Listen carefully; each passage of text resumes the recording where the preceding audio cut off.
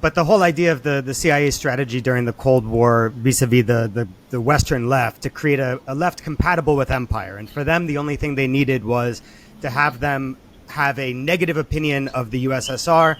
That's all they needed. That's it. Because they knew that they couldn't convert them to the cause of US imperialism entirely.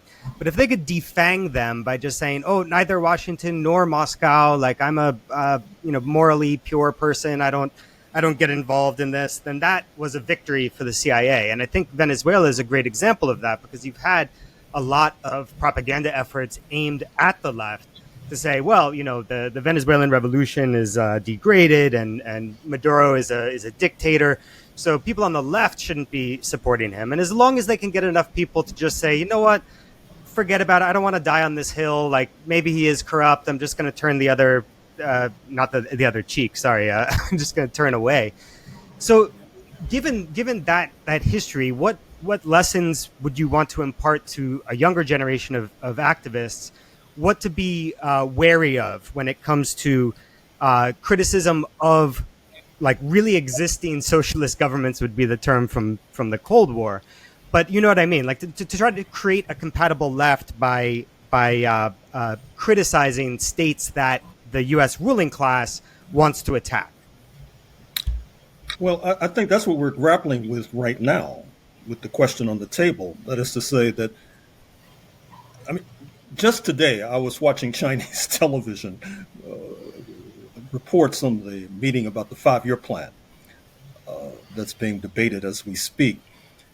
And I found some of the commentary rather naive, in the sense that they were comparing the Chinese experience with the Soviet experience, and didn't invoke at all destabilization of the Soviet Union as a factor, which I thought was terribly naive on their part, but was contrasting it with how it's been executed in China with these 8% annual growth over decades, for example, as if the role of U.S. imperialism during the Cold War was not a factor. And I see that as sort of an ideological weakness. But at the same time, I'm also behind the Cotton Curtain and realizing that I need all the allies that I can get, even allies that may not necessarily be ideologically forward. And I've learned through bitter experience that one of the ways that you can chase allies away is to criticize them publicly, irrespective of what you say to them privately.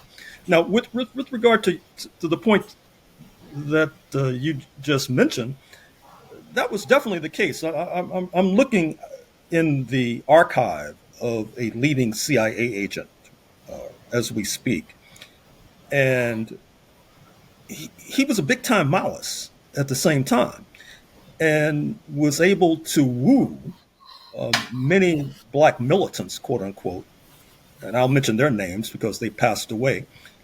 Amiri Baraka, Robert F. Williams, for example. And of course, this idea that the Soviets were backwards, the Chinese were super revolutionary, peaceful coexistence was a sellout, China supposedly was against people. It really won many adherents. And I'm not sure what lesson we can draw for today from that particular experience. But you have to be careful with regard to these U.S. imperialists, because they have many cards that they'll play. Now, with regard to the original question, say China and Israel, it hasn't gotten that much coverage, but Israel leaks sophisticated U.S. military technology to China. So there's a bilateral relationship.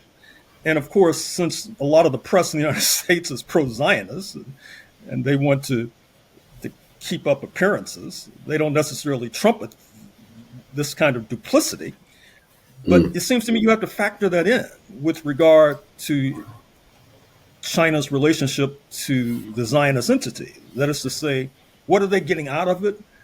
And how does that fit into a longer projection, for example? And then with regard to the Soviet Union, I would argue that one of the major weapons used against the Soviet Union, which ultimately benefited Israel tremendously, was this old Soviet Jewry issue. You had these so-called progressive or liberal black mayors like Tom Bradley of Los Angeles, David Dinkins in New York. They were in the forefront of this movement towards Soviet Jewry. And of course, what that helped to do was to bring more Soviet Jewish people to the Zionist entity, which helps in the demographic battle with the Palestinians. And it would not surprise me at all if Moscow is well aware of that particular episode and how it was used as a weapon, because after all, there was historic anti-Jewish fervor in Russia, at least in the pre-Tsarist era. And of course, there was a certain attack on it in the post-Tsarist era.